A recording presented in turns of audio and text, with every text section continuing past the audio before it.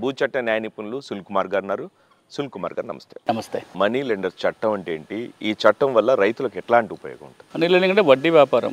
ఈ రోజున గ్రామీణ ప్రాంతంలో రైతులైనా, వ్యవసాయ కూలీలైనా, మహిళా సంఘాలలో ఉన్న సభ్యులు కానీ ఎవరైనా సరే చిన్న వృత్తులు చేసుకునే ఎవరికైనా ఆ పెట్టుబడి కోసం ఎంతో కొంత డబ్బు కావాలి. నేను ఎరువులు, పురుగు మందులు తెచ్చుకోవడానికో లేకపోతే వ్యవసాయ పనులు చేసుకోవడానికి కొంత డబ్బు అవసరం పడుతుంటుంది. లేదా కూరగాయలు అమ్ముకునే వాళ్ళు కావచ్చు, మహిళా సంఘాలు చిన్న వృత్తులు చేసుకునే వాళ్ళు కావచ్చు.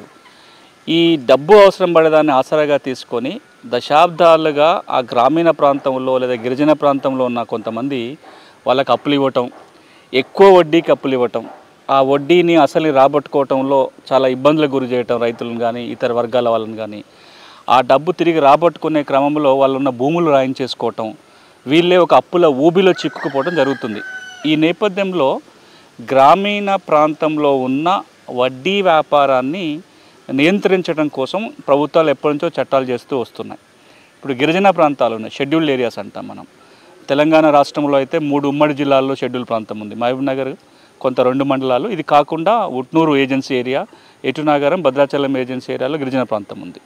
ఆంధ్రప్రదేశ్ రాష్ట్రంలో ఒక 4-5 జిల్లాలలో ఏజెన్సీ ప్రాంతం ఉంది. East Godavari, west Godavari, Vizianagaram, Visakhapatnam, Srikakulam.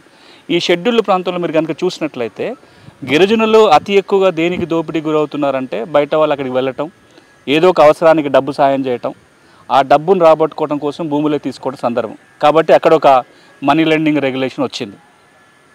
తెలంగాణలో నిజాం పరిపాలనలోనే 1939 ఫస్ట్ చట్టం అయితే 1931లోనే నిజాం కూడా ఒక మనీ లెండింగ్ చట్టం చేశాడు. అంటే వడ్డీ వ్యాపారాన్ని నియంత్రించడం కోసం ఒక చట్టం చేశాడు. కొన్ని మార్పులతో అది ఇంకా ఇక్కడ అమలు జరుగుతూనే ఉంది.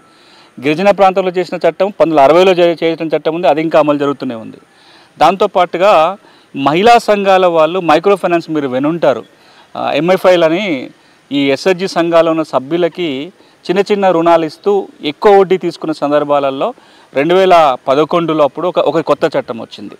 మొత్తంగా ఎవరైతే వడ్డీ వ్యాపారం చేస్తున్నారో వాళ్ళ మీద కొంత నియంత్రణ ఉంచటము, ఎవరైతే కింద ఈ చిన్న చిన్న రుణాలు తీసుకుంటున్నారో వాళ్ళ కొంత రక్షణ కల్పించటము, అధిక వడ్డీ ఇచ్చినప్పుడు వాటిని కొంత కంట్రోల్ చేయటం, వీటన్నిటినీ చేయటం కోసం వచ్చిన చట్టాలే మనీ లెండింగ్ చట్టాలు.